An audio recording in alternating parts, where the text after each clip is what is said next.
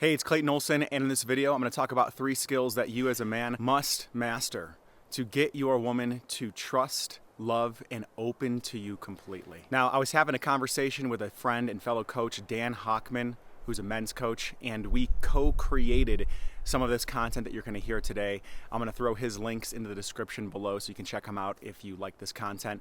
And also, if you are looking for relationship insights to help you transform the connections that you have in your life to extraordinary relationships, whether you are a man or a woman and looking for tips on personal transformation, please subscribe to the channel, comment below if you found this content helpful. So, why do we want our partner, our woman, to trust, love, and open to us fully? Well, if you want more sex, if you want a more easeful and graceful connection, if you want to have a partner who is devoted to you, who trusts you, who respects you, who is going to be a teammate as the two of you take on life and all of the inevitable challenges that come up, you want them to trust and love you.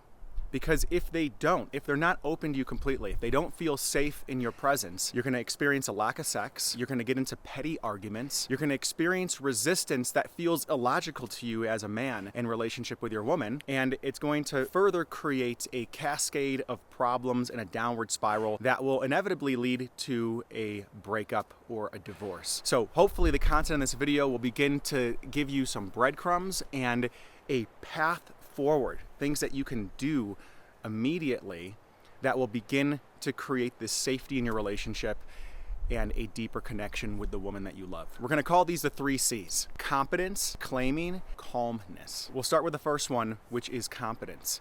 She needs to feel that you are competent. When there's a certain type of problem that arises in life, in this physical, material world, there's a certain attitude that you can approach that problem with. And that attitude might be one of, I got this. Maybe you don't know the answer. Maybe you don't even know how to actually solve the certain problem that's coming up. But there's an attitude of, I got this, meaning that I got this as in, I will learn how to figure this out, or I will hire someone to figure this out. I will work towards a solution to figure out this problem. It could be that the two of you are lost in the woods and you have clarity around the direction.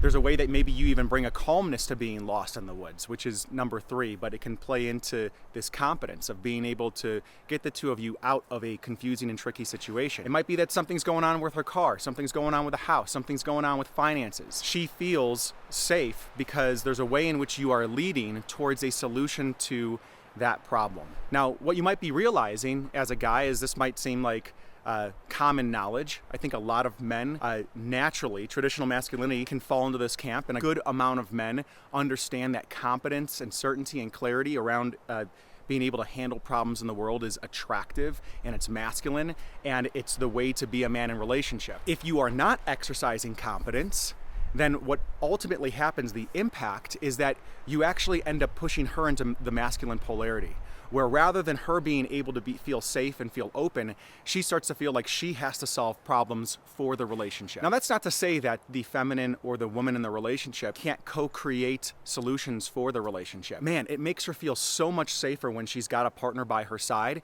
that is confident in himself and has competent skills to be able to move towards solution to problems. It allows her to relax, it allows her to feel open, allows her to step in and beautify your life and offer deep emotional support as you move forward on your journey. So number 1 is a more obvious way of allowing the woman to feel protected and safe. The second way that a woman will feel safe is when you claim her. Claiming a woman means that you are expressing your desire towards her, and not just your sexual desire towards her, but your desire to be with this woman. Whether that is going from casual dating to a committed relationship and saying, yes, I want you as my primary intimate partnership, my primary intimate monogamous relationship. You are the person that I want to invest energy in. I see potential in us. I see potential in you. I want to invest in you because of your character. This makes a woman feel safe. When she feels claimed by you, when she feels the relationship is being claimed and led by you, she's going to open, she's going to soften, she's going to trust and respect your leadership in that regard. And I think a decent amount of men miss this. They feel that there's a lot of common knowledge out there that different relationship coaches are saying you should definitely have a woman chase you. I don't condone necessarily you chasing a woman from a place of anxiety, but if you're leaning back too much and you're too apathetic about the relationship and she's having to drive all the relationship decisions, it's not attractive. And she's going to subtly lose respect for you as well. When you can claim a woman, when you can claim the relationship, it's going to allow her nervous system to relax. The feminine in her is going to feel deeply desired by you. She's going to be much more open, and there's an aspect of her energy that's going to surrender to your leadership. Not in a one-down position, but in a position of just allowing you to lead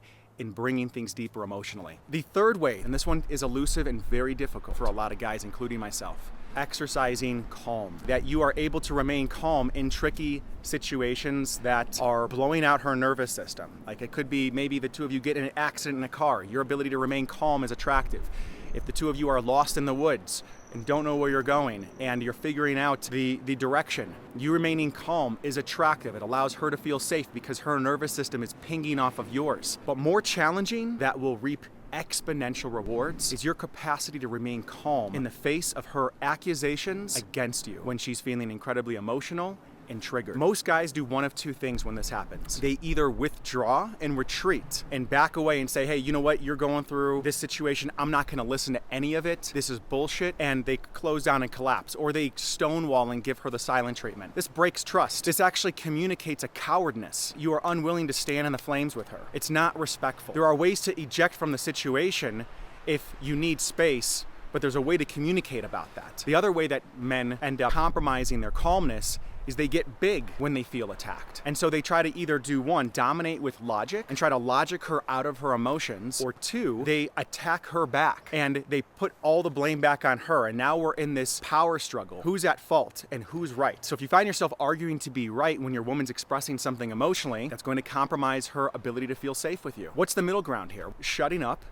and listening. That doesn't mean that you're shutting up the whole time, but it means that you are holding a container, allowing her to get out whatever it is that she's needing to get out. And rather than taking the accusation so seriously and so personally and allowing them to affect you, you are listening for the emotion behind the accusation. She's feeling afraid. She's feeling overwhelmed. She's feeling in pain about something. And your job to be the calm container holder is to listen, to stay present, and to listen for the feeling and the emotion behind the accusation. When you can do this, when you can pierce through her accusations and you can calmly hold space and say, yeah, I'm really hearing that you're feeling hurt right now. Or it sounds like you're in a lot of pain and you're afraid. Listen, baby, I got this. I'm hearing what you're saying. I'm taking the feedback. We're gonna get through this. That doesn't mean that you roll over like a doormat, that you allow your nervous system to get blown out, because that's not being calm, and start apologizing profusely because you're afraid of her leaving you. It means that you're listening for the truth behind the statements, even if it's being delivered in a way that's not necessarily to your liking. And that doesn't mean that you can't have a conversation with her about the two of you having more higher levels of communication so that it is easier to listen to her feedback. You can absolutely give feedback, and maybe even give feedback in the moment. You know, listen, it's really hard for me to hear you right now when I'm feeling blamed, or when there is an accusation, or when there's name calling, or when you're raising your voice. You can give this kind of feedback in the moment, or you can give this feedback later, and you can have a conversation about how to constructively be in these breakdowns together. But your capacity to remain calm in her storm when she's emotional and your nervous system stays intact, and you're not leaning forward and you're not leaning back, but you're completely centered and you're breathing and you're feeling a calm centeredness in your body, that will actually diffuse the explosiveness much faster than any solution that you could come up with in your mind. Any argument, any logical justification. Your woman starts to explode emotionally. She starts to experience pain. How can you stay centered? How can you stay present? How can you listen for the truth behind what she's feeling and validate her emotional experience, and allow your ego to take a back seat for a moment? Look, I've been in these situations where sometimes my fiance, my partner, might think that I'm an asshole, and she might be very explicit about me being an asshole. If I have an identity where I don't want to have any part of me that's an asshole, then I'm going to get really triggered and I'm going to get defensive. And unfortunately, what ends up happening is I am now held hostage by me not wanting to be an asshole. But if I'm willing to accept that sometimes I might communicate like an asshole, then I am much more open to being present to her rather than getting defensive. So what is your trigger? as a guy? What are the things that knock you off your game? What is the way that you get seen by your woman that has you deteriorate into defensiveness and into trigger? And the more that you can actually step into that and say, yeah, like, wow, maybe there are some times when I'm like that, and this might be one of those times, you'll actually be able to stay connected to her. And that doesn't mean that's who you are as a person all the time. It just means that there's gonna be some feedback that you're gonna get from the closest person in your life about your character at times, or about the way that you're showing up. How can you grow through it? How can you take what is true and allow it to make you a better man, to ultimately step up in your relationship and step up in your own life, and then be able to discard the rest or talk in a more honest way with her about the kind of feedback that's going to work for you. Those are the 3 ways to create safety in your relationship that will allow her to fully open and love you. Create and be competent in your stance to claim her, and be calm in your capacity to listen to her when she is triggered. If you're a woman, please comment below. How does this land on your side? Does this feel true? And if you're a man and you found this helpful, comment below, ask a question. If you have a situation that feels like it resonates with this, feel free to share it. Thanks for watching, subscribe to the channel, and I look forward to seeing you in the next video.